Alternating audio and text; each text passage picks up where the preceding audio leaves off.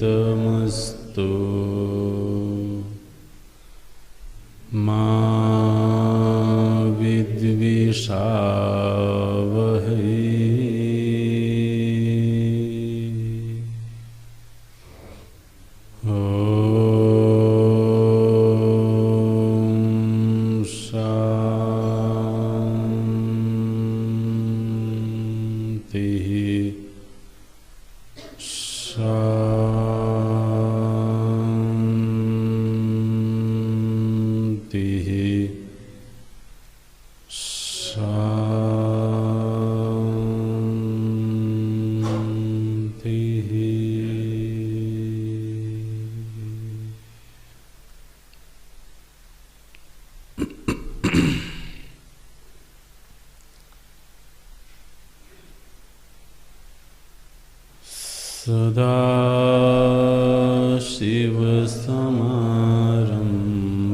सदाशिवसमारम्भाम् शङ्कराचार्यमध्यमाम्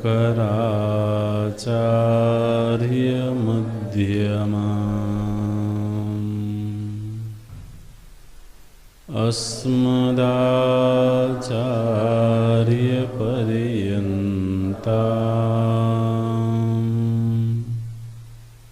वन्दे गुरुपरम्पराम्।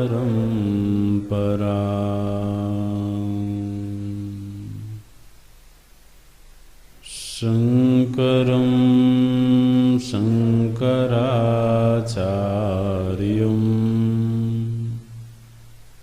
केशवं बादरायणम्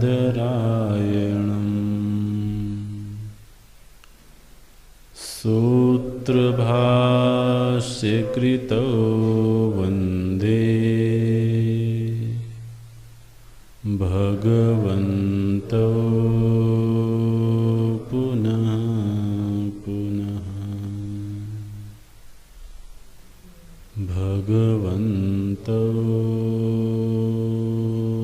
पुनः पुनः।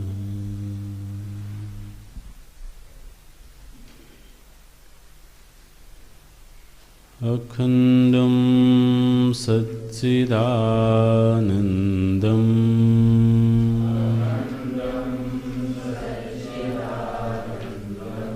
अवाङ्मनसगोचरम्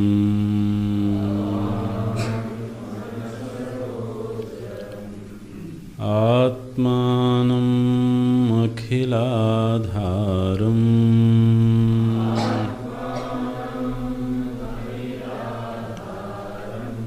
आश्रयेऽभीष्टसिद्धये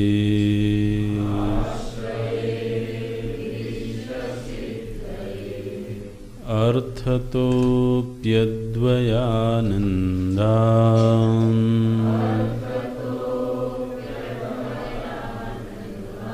अतीत तद्वैतभानतः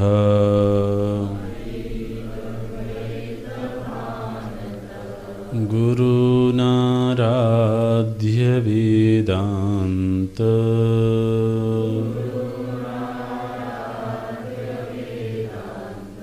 सारं वक्ष्ये यथामति।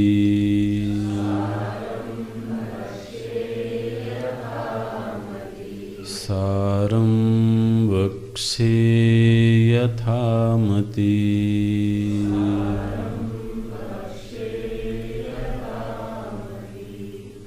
वेदान्तो नाम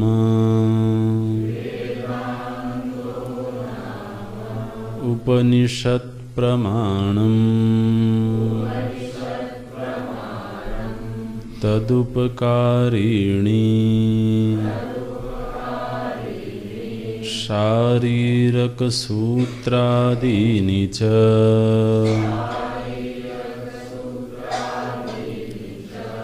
अस्य वेदान्त प्रकरणत्वात्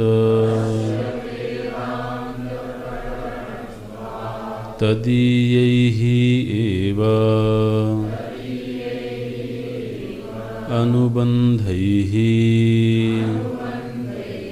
तद्वत्ता सिद्धेः न ते पृथक् आलोचनीयाः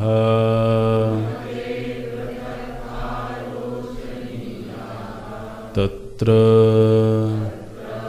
अनुबन्धो नाम अधिकारी विषय संबंध प्रयोजनानि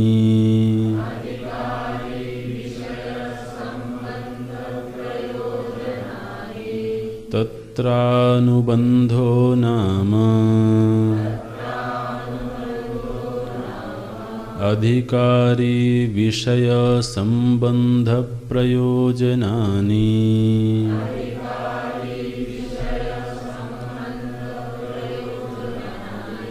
अधिकारी तु विधिवत अधीत वेद वेदांगत्वेन आपाततः अधिगत अखिल वेदार्थः अस्मिन् जन्मनि जन्मान्तरे वा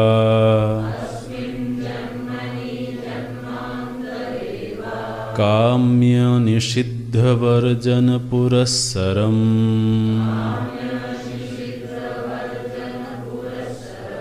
नित्य नैमित्तिक प्रायश्चित्त उपासना अनुष्ठानेन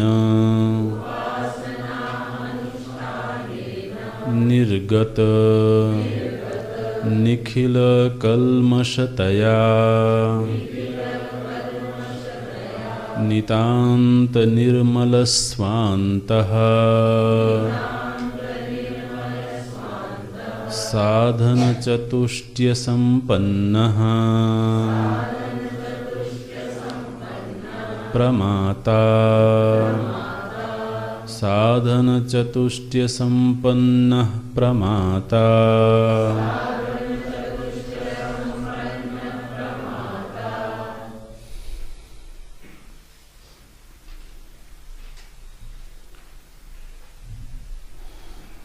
वेदांतो नाम उपनिषद प्रमाणम। वेदांत किसको बोलते हैं? बोले प्रमाण को वेदांत बोलते हैं। जिस तरह से दृश्य के संदर्भ में नेत्र प्रमाण है, शब्द के संदर्भ में कर्ण प्रमाण है, इसी तरह से आत्मा के याथात्म्य, आत्मा के यथारूप के दर्शन में वेदांत प्रमाण है। यद्यपि हर किसी को आत्मा का ज्ञान है, दुनिया में ऐसा कोई भी जीव नहीं है जिसको आत्मज्ञान नहीं होवे। अपना होना ये सभी को मालूम है, किंतु आत्मा का जो याथात्म्य है वो वस्तु जैसी है वास्तव में, उस ज्ञान का अभाव है। नहीं कश्चित प्रतीयात नाहमस्मि इति। दुनिया में किसी को भी ऐसा कभी नहीं लगता है कि मैं नहीं हूँ। अपने नहीं होने का बोध किसी को कभी नहीं हो सकता। जब भी बोध होगा तो अपने होने का ही बोध होगा। मैं हूँ यह तो सिद्ध है, इसको सिद्ध नहीं करना है। इसको जानने के लिए कोई अतिरिक्त प्रयत्न नहीं करना है। लेकिन मैं क्या हूँ ये खोज का विषय है। और मैं क्या हूँ ये खोज का विषय तब बनता है जब यह प्रश्न उठे, इको हो रहा है, कि आज के दिन मैं अपने आप को जिस रूप में अनुभव कर रहा हूँ ये अनुभव तो संदिग्ध मालूम पड़ता है।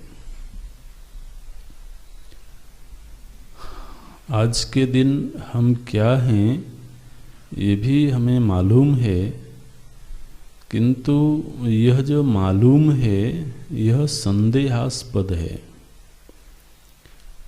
क्यों संदेहास्पद है? क्योंकि जिस शरीर का आश्रय लेकर के हम कहते हैं कि मैं ये हूँ,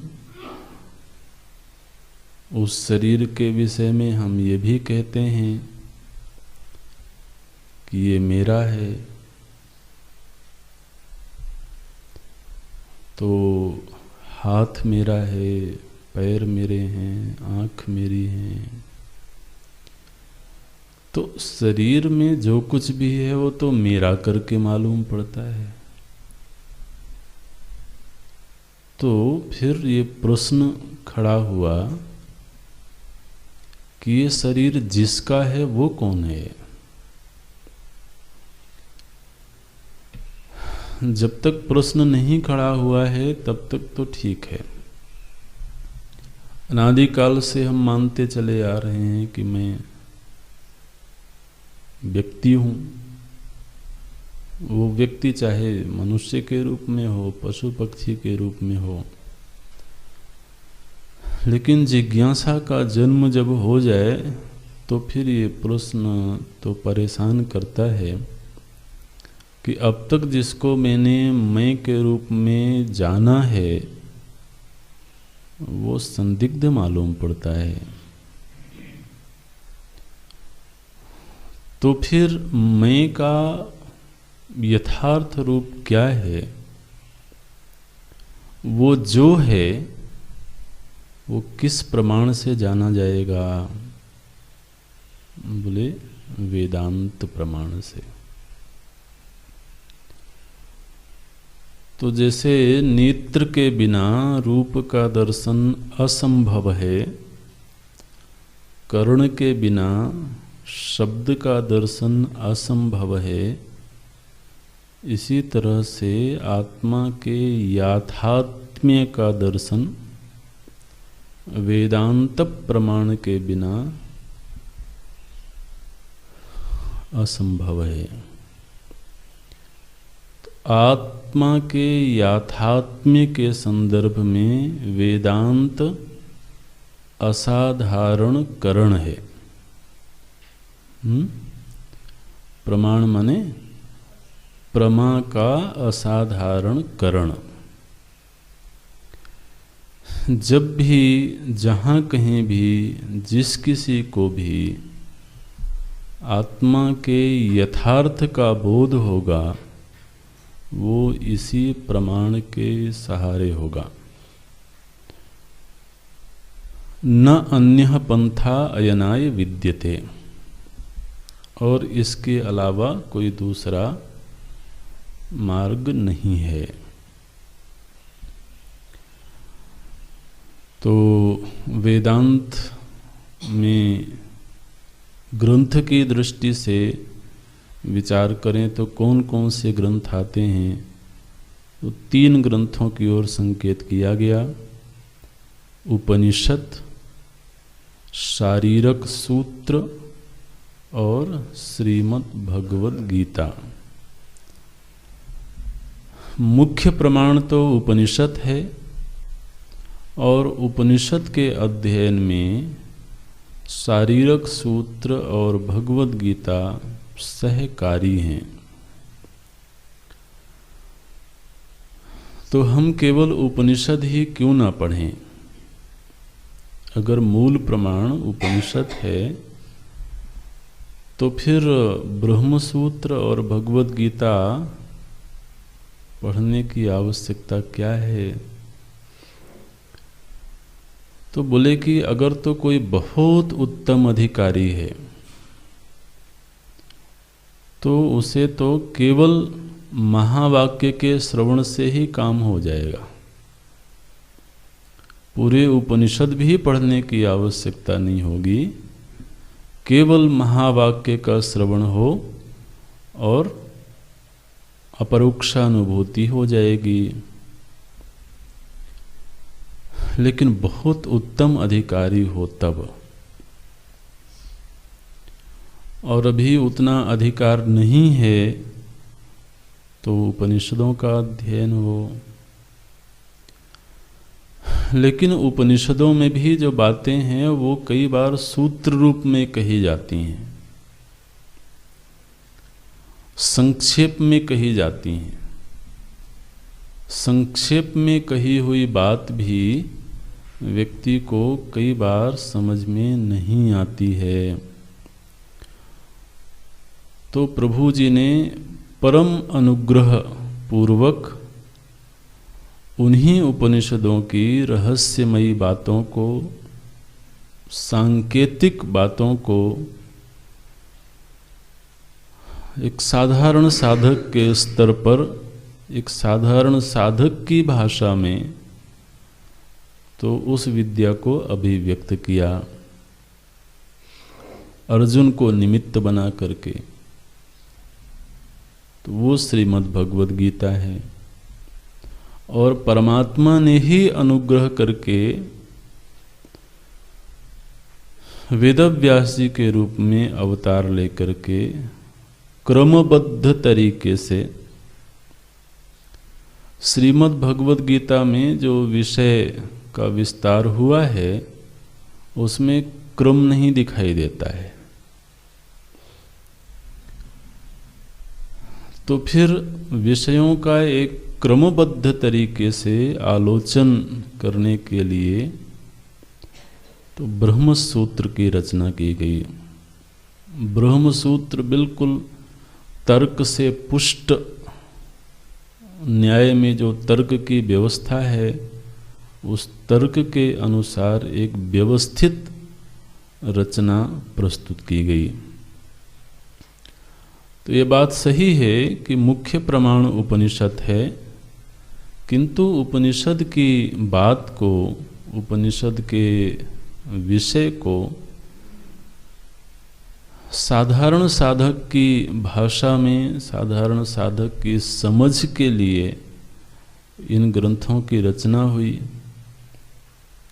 तो इसलिए फिर प्रस्थानत्रयी में 3 ग्रंथ निर्धारित हुए, उपनिषद, भगवद गीता और ब्रह्मसूत्र। अब देखिए, कालांतर में आचार्यों को ऐसा अनुभव हुआ कि प्रस्थानत्रयी में प्रवेश करने के लिए भी एक पृष्ठभूमि चाहिए।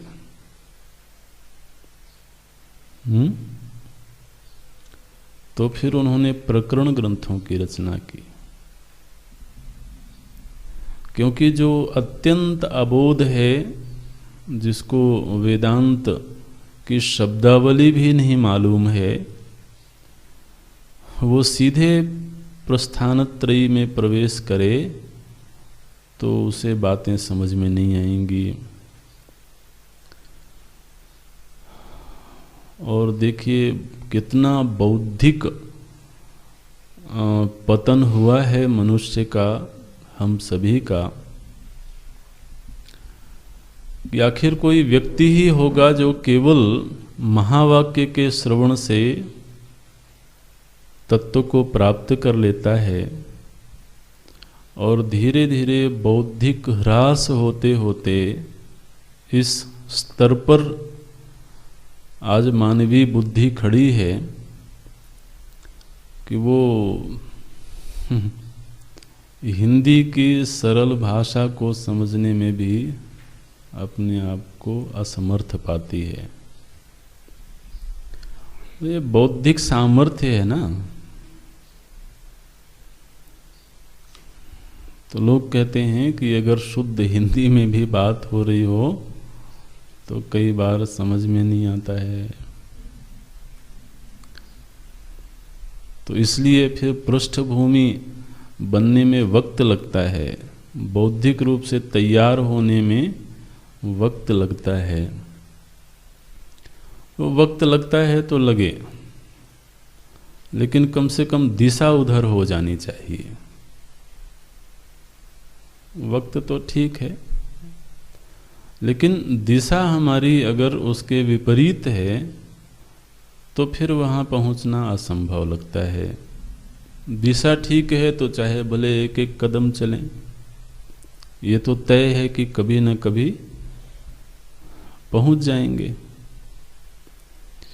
महाराज फिर प्रकरण ग्रंथों की रचना की गई, तो आदीनी पद से प्रकरण ग्रंथ भी ले लेना चाहिए। यहाँ पर क्या शब्द है? तद उपकारिणी शारीरक सूत्र। उस विद्या के उपकारी के रूप में शारीरक सूत्र है। और फिर आदीनी च, आदीनी च माने मुख्य रूप से तो भगवद गीता, और फिर वो सारे प्रकरण ग्रंथ जो वेदांत को समर्पित हैं। तो ये वेदांत इसको कहते हैं। अब प्रश्न ये आया कि भगवान, प्रायः हमारी जो सनातन वैदिक परंपरा है वो ये है कि जब भी कोई ग्रंथ लिखा जाता है तो विषय में प्रवेश करने से पूर्व अनुबंध चतुष्टय का विधान किया जाता है। और आप तो वेदांत का सार लिखने जा रहे हैं, माने आपका जो चुना हुआ विषय है वो बहुत बड़ा है। तो इतने बड़े ग्रंथ का लेखन करने से पूर्व आपको ये बताना चाहिए कि इस ग्रंथ का अनुबंध क्या है। अब ये अनुबंध से आप परिचित हैं? अनुबंध माने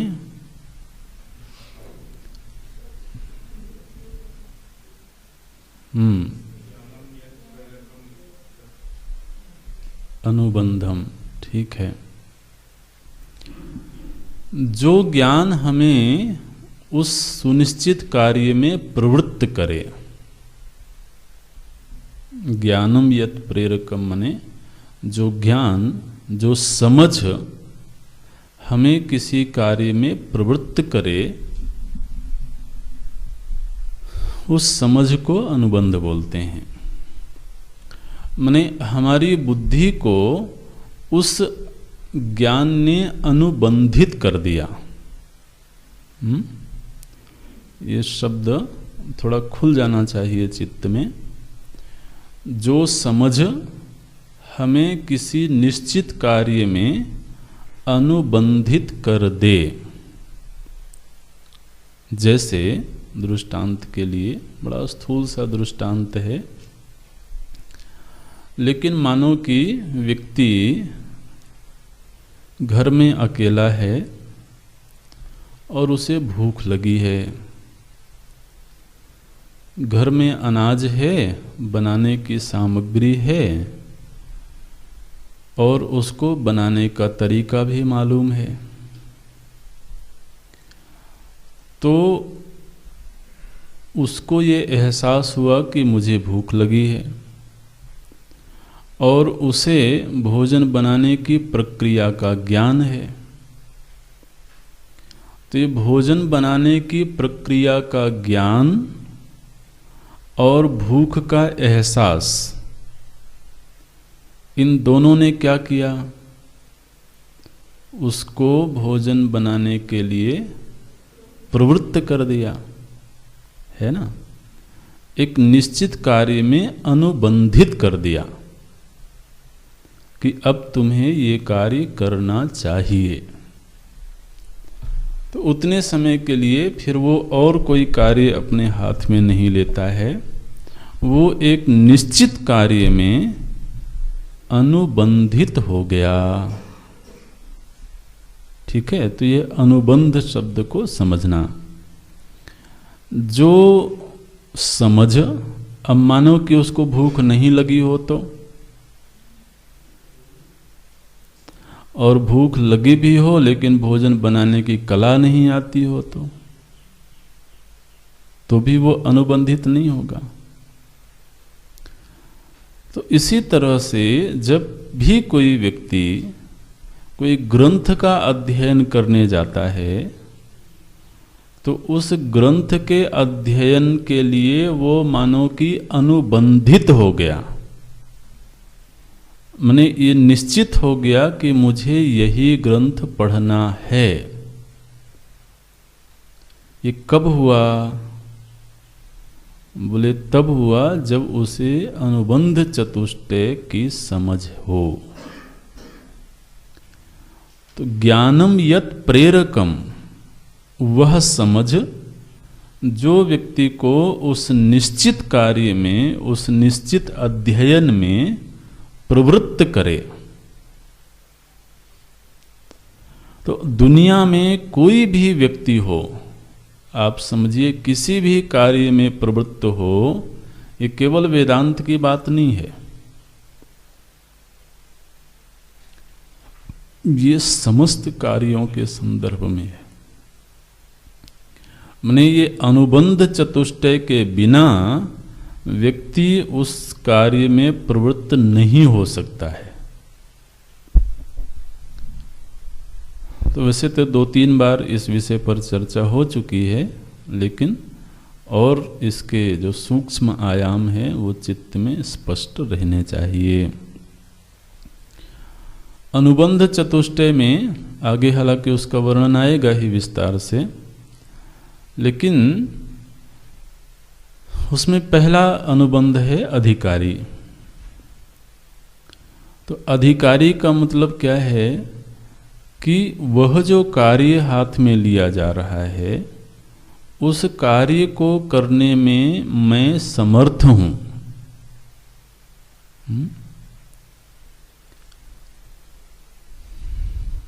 अर्थी समर्थी च अधिकारी भवति।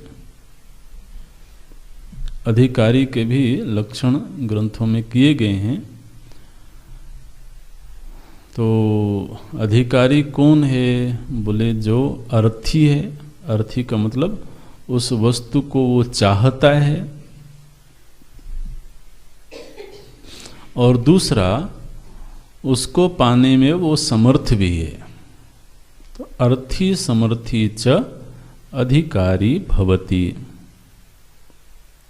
अब जैसे एक छोटा सा बच्चा है, वो बड़े ऊंचे पहाड़ में चढ़ना चाहता है, तो चाहता तो है लेकिन समर्थ नहीं है। दूसरा है जो बहुत समर्थ है लेकिन चाहता नहीं है। तो वो अधिकारी तब बनेगा जब वो चाहता भी हो और समर्थ भी हो।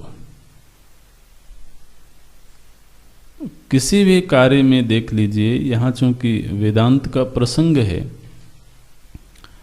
तो वो उस विद्या को चाहता है और उस विद्या को धारण करने में समर्थ भी है। अब अगर कोई नहीं चाहता है, मजबूरी में बैठा है, तो फिर बात अलग है। तो महाराज पहली ही शर्त यह है कि वो चाहता है। तो जब वो चाहता है तो अधिकारी तो तय हो गया। माने अगर किसी भी व्यक्ति के अंदर किसी कार्य की इच्छा ही ना हो, चाहना माने क्या है? इच्छा है, एक कामना है। तो इच्छा ही तो कर्म में प्रेरित करती है। इच्छा के बिना तो आदमी प्रेरित नहीं होता है किसी कार्य में। तो वेदांत में कैसे प्रेरित होगा वो? वेदांत विद्या को प्राप्त करने की भी एक इच्छा है, एक कामना है। वो कामना जितनी तीव्र होगी, व्यक्ति उतनी तत्परता से उसमें संलग्न होगा। कामना मंद होगी तो धीरे धीरे संलग्न होगा। तो अधिकारी तो हर जगह चाहिए, हर कार्य में चाहिए। अच्छा, अधिकारी है तो फिर अब उसको ये मालूम होना चाहिए कि मुझे कौन सा विषय चाहिए, है ना?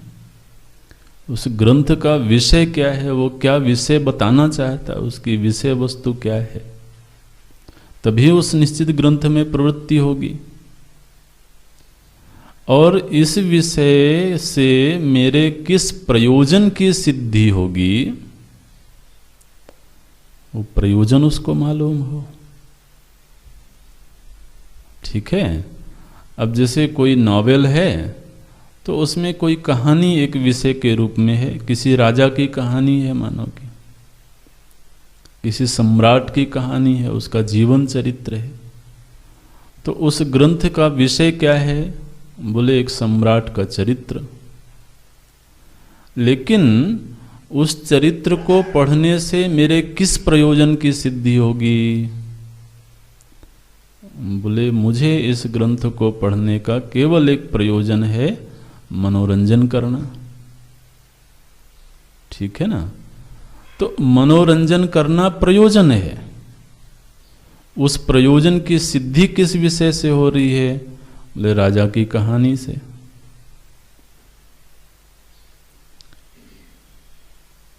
और मानो कि कोई ऐसा विषय हो जो हमारे उस प्रयोजन की सिद्धि नहीं करता हो, तो अब हमारे हाथ में कोई हायर मैथमेटिक्स की पुस्तक दे दे और हमारा प्रयोजन क्या है? बोले मनोरंजन करना। तो अब ग्रंथ तो बुरा नहीं है, तो बड़ी ऊंची चीज है। लेकिन अब जिसको अभी गिनती भी ढंग से नहीं आती हो, वो महाराज उस ग्रंथ को देख के मनोरंजन करेगा कि दुखी हो जाएगा? तो वह विषय जो मेरे प्रयोजन की सिद्धि करे, मेरे प्रयोजन की सिद्धि करने वाला विषय जिस ग्रंथ में होगा, उसी ग्रंथ में मेरी प्रवृत्ति होगी। तो प्रयोजन का भी ज्ञान हो तभी प्रवृत्ति होगी। वह प्रयोजन इस विषय से सिद्ध होगा तो विषय का ज्ञान हो तब प्रवृत्ति होगी। और ग्रंथ का मेरे प्रयोजन के साथ में संबंध क्या है? तो इस संबंध जो होता है वो प्रमाण का प्रमेय के साथ संबंध होता है। प्रमेय है हमारा प्रयोजन और प्रमाण है वो ग्रंथ। तो हमेशा जो संबंध होता है वो प्रमाण और प्रमेय का संबंध होता है। तो आप देखिए चारों ही विषय जिसको मालूम है, माने एक तो उसको पता है कि इस ग्रंथ में मेरी अधिकारिता है, मैं इसका अध्ययन कर सकता हूँ, मेरे मन में एक प्रयोजन है, उस प्रयोजन की सिद्धि जिस विषय से होती है वो विषय इस ग्रंथ में प्रस्तुत हुआ है, और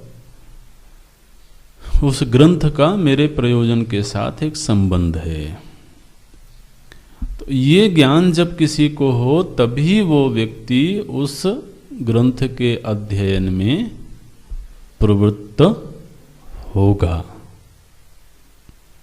उस कार्य में वो फिर अनुबंधित हो जाएगा। माने आप देखिए अगर किसी के चित्त में तीव्र जिज्ञासा हो आत्मबोध की और वो समाज में भटक रहा हो, उसको पता नहीं हो कि मेरी ये जो इच्छा है ये कहाँ पूरी होगी, तो किस कार्य में प्रवृत्त होगा? वो केवल खोज में लगा रहेगा, है ना। लेकिन जब किसी सत्संग में गया या किसी साधु संग में गया और उसको ये खबर मिली कि ये तुम्हारी जो इच्छा है इसकी पूर्ति वेदांत में हो सकती है, और वो तीव्र जिज्ञासा है उसे कि मुझे अब और कुछ नहीं चाहिए, तो जब उसको ये खबर मिली तो फिर क्या होगा? वो उस वेदांत के अध्ययन में अनुबंधित हो जाएगा। वो अपने आप को उस एक निश्चित कार्य में बांध लेगा, इसको अनुबंध बोलते हैं। फिर अगर उसके सामने कोई दूसरा कार्य दिया जाए कि नहीं चलो अभी तुम जरा समाज सेवा का कार्य करो, अभी हमारी संस्था है उसमें काम करो, तो कोई भी कार्य दिया जाए तो कहेगा नहीं, अभी तो मैं अनुबंधित हो चुका हूँ, अभी मुझे इस कार्य के अलावा और कुछ भी नहीं सूझता है। तो ये अनुबंध है महाराज। यहाँ पर ये प्रश्न आया कि आपके इस ग्रंथ का अनुबंध क्या है? तो बोलते हैं, अगली पंक्ति है, अस्य, अस्य माने अस्य वेदांत सारस्य, है ना। यह जो ग्रंथ लिखने जा रहे हैं, अस्य वेदांत सारस्य, यह जो वेदांत सार ग्रंथ है, क्योंकि पूर्व में प्रतिज्ञा कर चुके हैं, वेदांत सारम वक्ष्ये, ये बात पहले कही जा चुकी है, तो इसलिए अब अस्य जो सर्वनाम है उसको वेदांत सार से जोड़ना। तो कहते हैं अस्य प्रकरणत्वात्, ये हेत्वर्थ है, पंचमी हेतु है। बोले चूंकि यह जो वेदांत सार ग्रंथ है जिसका हम लेखन कार्य करने जा रहे हैं, ये ग्रंथ क्या है? बोले ये वेदांत का प्रकरण ग्रंथ है, वेदांत शास्त्र का ये प्रकरण ग्रंथ है। अस्य प्रकरणत्वात्, चूंकि यह वेदांत शास्त्र का प्रकरण ग्रंथ है, इसलिए तदीयैः एव अनुबन्धैः तद्वत्ता सिद्धेः न ते पृथक आलोचनीयाः। तो अभी केवल इतना वाक्य छोटा सा बनाएं, अस्य न ते पृथक आलोचनीयाः। बिल्कुल छोटा सा वाक्य समझने के लिए अस्य ब्रैकेट में लिख सकते हैं, अस्य वेदांत सारस्य न ते पृथक आलोचनीयाः। न ते माने ते अनुबंधाः। वो जो अनुबंध चतुष्टय हैं उनकी पृथक से आलोचना करने की आवश्यकता नहीं है। इस वेदांत सार के जो अनुबंध चतुष्टय हैं उनकी अलग से आलोचना करने की माने विचार करने की, है ना, अलग से विचार करने की आवश्यकता नहीं है। क्यों नहीं है? तो हेतु क्या दिया गया? वेदांत प्रकरणत्वात्।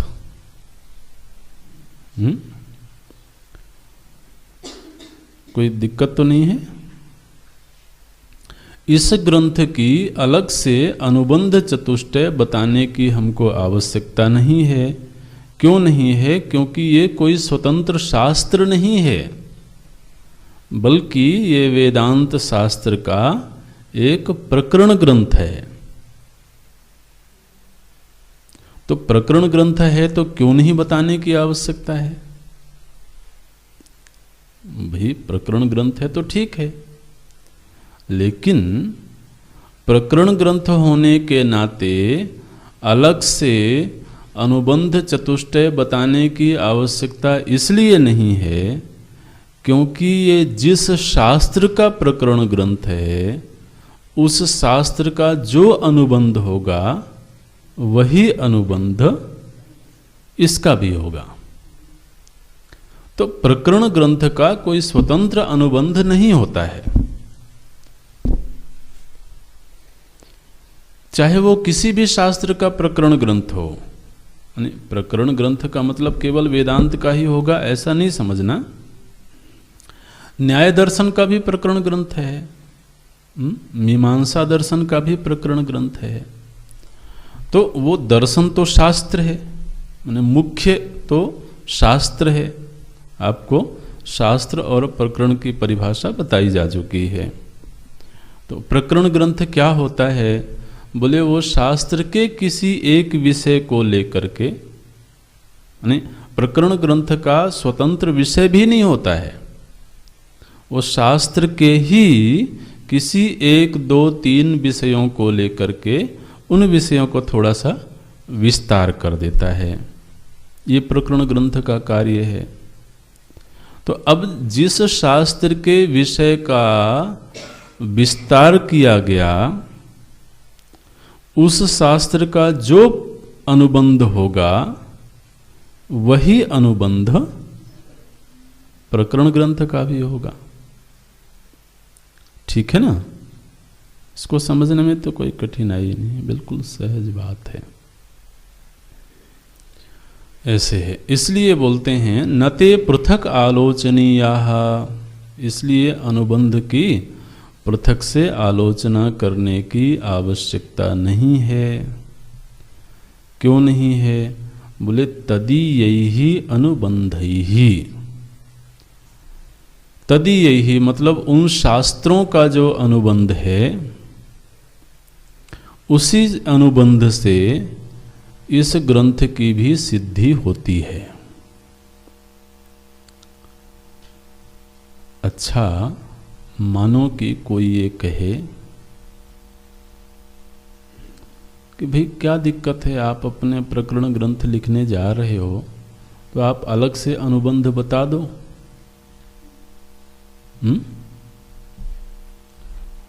बोले अगर मैं ऐसा करूं तो बहुत बड़ी समस्या खड़ी हो जाएगी। अगर तो इस प्रकरण ग्रंथ का अलग से अनुबंध बताया जाए तो क्या होगा? बोले होगा ये कि फिर ये ग्रंथ मूल शास्त्र से पृथक हो जाएगा। ठीक है ना? तो उसका अधिकारी भिन्न है, उसका विषय भिन्न है, उसका प्रयोजन भिन्न है। तो जो वेदांत शास्त्र है उसका तो प्रयोजन कोई और है, और आप जो प्रकरण ग्रंथ लिखने जा रहे हैं, अगर आप पृथक से उसका अनुबंध बता रहे हैं, इसका मतलब है कि आपके ग्रंथ का प्रयोजन कुछ और है। ठीक है ना? तो अगर तो आपके ग्रंथ का प्रयोजन कुछ और है और वेदांत शास्त्र का प्रयोजन कुछ और है, तो फिर आपका ग्रंथ वेदांत नहीं रहा। ठीक है ना? ये बोलना चाहिए था कि जैसे ही आपने वेदांत शास्त्र से पृथक अपना अनुबंध बताया, वैसे ही ये बात सिद्ध हो गई कि फिर आपका जो ग्रंथ है वो वेदांत नहीं रहा। और इससे भी बड़ी समस्या खड़ी होगी महाराज। क्या समस्या खड़ी होगी? खैर अभी अपेक्षा तो नहीं करते हैं, अगर आ जाए तो अच्छा है। अगर कहीं ऐसा हुआ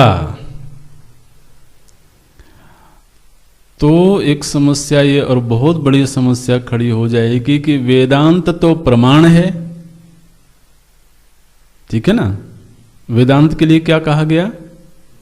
वो प्रमाण है, और वेदांत से भिन्न होते ही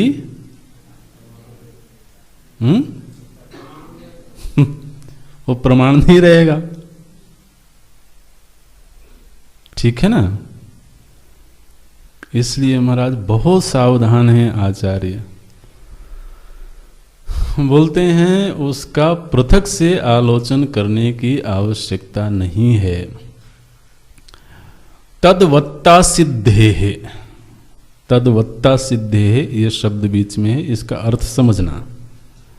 तद्वत्ता सिद्धे है मने यह ग्रंथ उसी बात को सिद्ध करने जा रहा है जो बात वेदांत में कही गई है।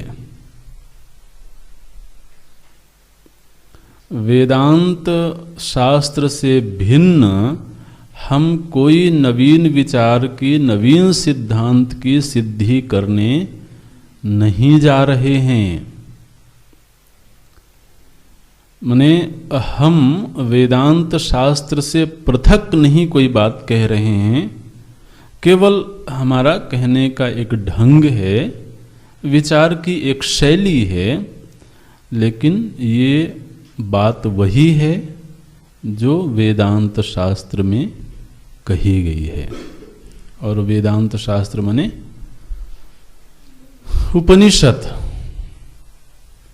तो हम तो उपनिषद से भिन्न कोई बात नहीं कर रहे हैं। तो जो उपनिषद का अनुबंध होगा वही इस ग्रंथ का भी अनुबंध होगा। बोले महाराज हमें वेदांत का ही अनुबंध नहीं मालूम है। बोले अच्छा, तो भैया वेदांत नहीं पढ़ा तो उसका सार कैसे समझ में आएगा? ये तो कह रहे हैं हम तो सार लिखने जा रहे हैं। ठीक है, खैर वो कुछ भी छोड़ेंगे नहीं, बताएंगे वो। लेकिन पहले इस वाक्य को समझ लेना। बोलते हैं अस्य वेदांत प्रकरणत्वात्, ये हेतु दिया गया है। यह ग्रंथ स्वतंत्र नहीं है, यह वेदांत शास्त्र का प्रकरण ग्रंथ है, इसलिए वेदांत शास्त्र का जो अनुबंध होगा वही इस ग्रंथ का अनुभव होगा। तस्मात् न ते पृथक आलोचनीयाः, इसलिए उनकी पृथक से आलोचना करने की आवश्यकता नहीं है। और मैं ये बात भी कहना चाहता हूँ कि यह ग्रंथ उसी बात, उसी सिद्धांत की सिद्धि के लिए प्रस्तुत हो रहा है जो सिद्धांत वेदांत में प्रस्तुत किया गया है। तद्वत्ता सिद्धेः, उसी की सिद्धि के लिए ये प्रवृत्त हुआ है, इसलिए नते पृथक आलोचनीयाः। ये वाक्य स्पष्ट हो गया। आप एक एक पद को देख लेना, अगर कहीं कोई दिक्कत हो तो पूछ सकते हैं। तदीयैहि एव अनुबंधैहि, उन्हीं के अनुबंधों से, जो अनुबंध वेदांत के हैं, जो अनुबंध उपनिषदों के हैं, उन्हीं अनुबंधों से इस ग्रंथ की सिद्धि भी होती है, ऐसा समझ लेना चाहिए। तो उस शिष्य ने कहा कि गुरुदेव,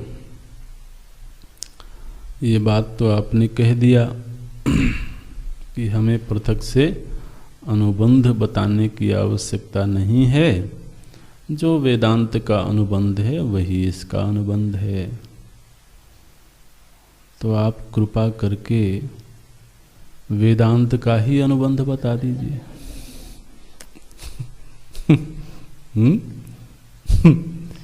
इस ग्रंथ का नहीं बताना है तो मत बताइए, लेकिन जिस वेदांत के अनुबंध से यह ग्रंथ सिद्ध हो रहा है, आप अनुग्रह करके उस वेदांत का ही अनुबंध बता दीजिए। बोले हाँ, वो बताऊंगा। अब देखिए यहाँ पर फिर अनुबंध शुरू करते हैं। तो यहाँ ये ध्यान में रखना है कि ये इस ग्रंथ का अनुबंध नहीं बताया जा रहा है, ये वेदांत शास्त्र का अनुबंध बताया जा रहा है। वेदांत शास्त्र, न कि प्रकरण ग्रंथ। बोले अनुबंध क्या होता है? अगली पंक्ति देते हैं, तत्र अनुबंधो नाम। तत्र, तत्र माने वेदांत शास्त्र में, तत्र तत्र माने वेदांत शास्त्र में अनुबंधो नाम। देखिए नाम शब्द यहाँ पर फिर से आ गया, जैसे वहाँ आया था ना पूर्व में, वेदांतो नाम, वेदांत उसको कहते हैं, इसी तरह से यहाँ बोलते हैं अनुबंधो नाम, अनुबंध उसको कहते हैं। किसको कहते हैं? बोले अधिकारी विषय संबंध प्रयोजनानि। वेदांत शास्त्र में अनुबंध 4 बताए गए हैं। वो 4 कौन से हैं? बोले 4 हैं, अधिकारी, विषय, संबंध और प्रयोजन। इस वाक्य में कौन सा समास है?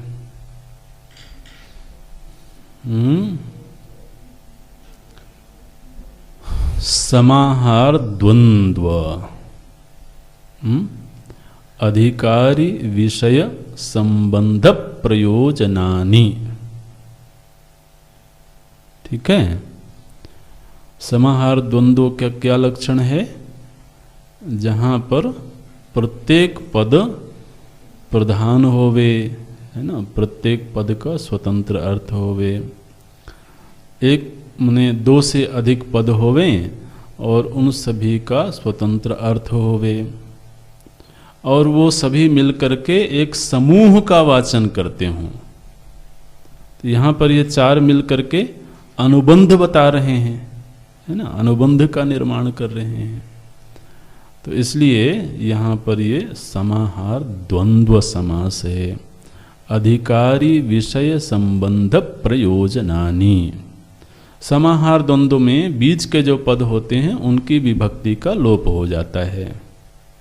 तो अब देखिए, अधिकारी में कोई विभक्ति नहीं लगी है, विषय में कोई विभक्ति नहीं लगी है, संबंध में कोई विभक्ति, अंतिम पद में जाकर के विभक्ति लगती है।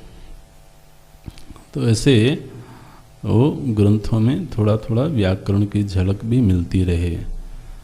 तो बोलते हैं वेदांत में अनुबंध 4 होते हैं, और वो जो 4 अनुबंध हैं वो अधिकारी विषय संबंध प्रयोजनानि च।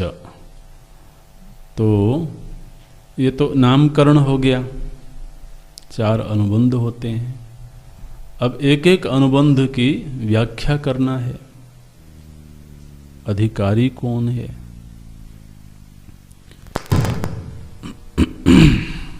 तो बोलते हैं अधिकारी तू, अधिकारी तू। जैसे हिंदी में का प्रयोग किया जाता है ना, राम श्याम घनश्याम, 2-3 लोग बैठे हैं साथ में, तो जब चर्चा हुई किसी के विषय में तो क्या कहा जाता है?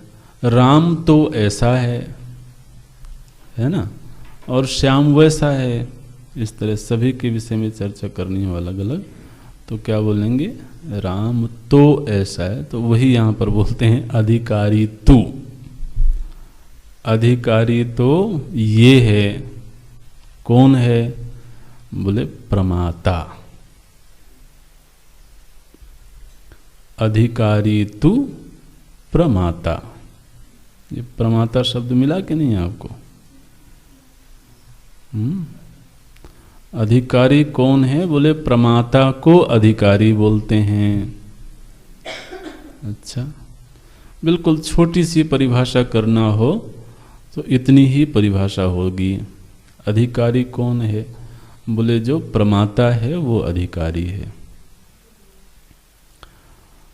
अब ये परिभाषा वैसे अपने आप में पर्याप्त है। बोले महाराज प्रमाता कौन है? तो भाई जिसके चित्त में प्रमा की उत्पत्ति होगी वो प्रमाता है। ठीक है, ये तो प्रमाता कह के इस बात का संकेत किया गया कि वहां पर एक जागृत व्यक्ति है। वो कोई, हम किसी पेड़ को अधिकारी नहीं बोल रहे हैं या किसी पर्वत को, नदी को अधिकारी नहीं बोल रहे हैं। एक ऐसे व्यक्ति को अधिकारी बोल रहे हैं जिसके चित्त में प्रमा की उत्पत्ति होगी। प्रमा की उत्पत्ति कब होगी? जब वो प्रमाण व्यापार करेगा। अरे भाई रूप का दर्शन कब होगा? जब नेत्र व्यापार करेगा तभी होगा ना। तो रूप की प्रमा बनने के लिए नेत्र व्यापार का होना जरूरी है। इसी तरह से आत्म प्रमा की उत्पत्ति के लिए प्रमाण व्यापार का होना जरूरी है। प्रमाण क्या है? वेदांत है। तो वेदांत प्रमाण का व्यापार करने वाला प्रमाता कहलाता है, और वह प्रमाता ही अधिकारी है। तो देखिए बड़ी सरल सी परिभाषा है शुरू में। वेदांत का अधिकारी कौन है? बोले जो वेदांत का आश्रय लेकर के और उसका श्रवण करता है। बिल्कुल सीधी सी बात है।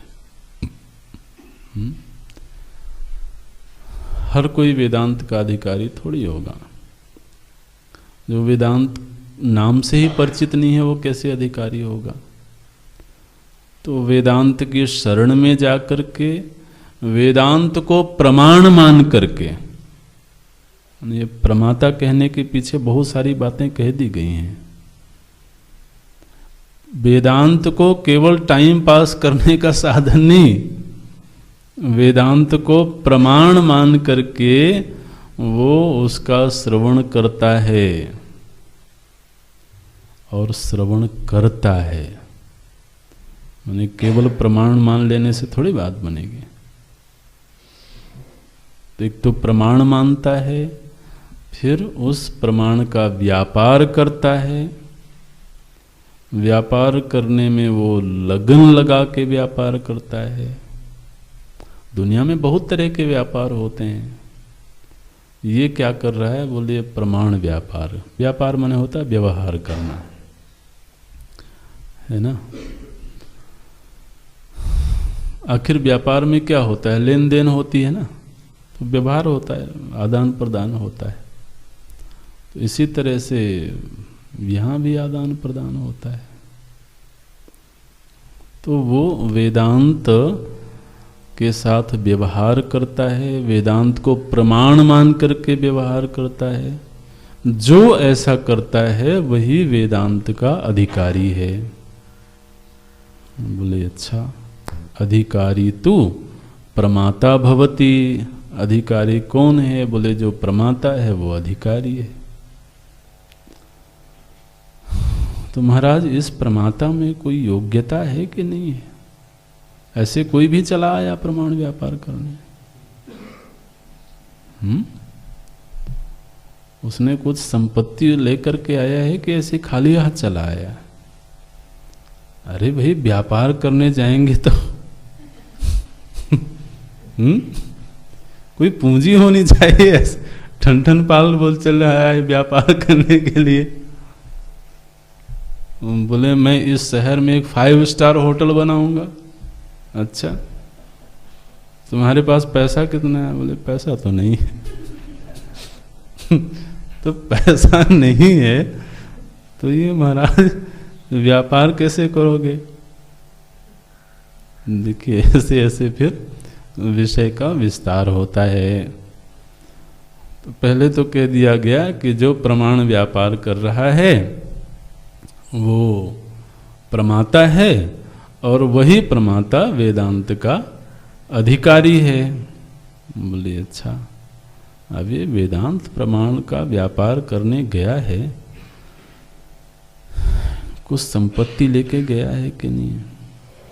बोले हाँ, संपत्ति लेके तो गया है। तो क्या बोलते हैं? साधन चतुष्टय संपन्न। संपन्न है वो, कोई दरिद्र व्यक्ति नहीं है। संपन्न, बिल्कुल महाराज, वो उसके जेब भरे हुए हैं, उसके पास कोई कमी नहीं है। किसी को चाहिए तो जाके ले ले उससे। संपन्न प्रमाता भवति। किस चीज से संपन्न है? बोले साधन चतुष्टय संपन्न। 4 तरह के साधनों से संपन्न है, और जो संपन्न है वही प्रमाण का व्यापार करता है, और जो प्रमाण का व्यापार करता है वही वेदांत का अधिकारी है। ये बात पक्की हो गई। बोले अच्छा, ये संपन्न कैसे हुआ? इसने कोई कमाई करी होगी? मैंने कोई ऐसी थोड़ी संपन्न हो जाता है। उसने कुछ मेहनत करी होगी, कुछ कमाई करी होगी। बोले हाँ, कमाई तो करी है उसने, लेकिन अगली कक्षा में देखेंगे क्या कमाई करे।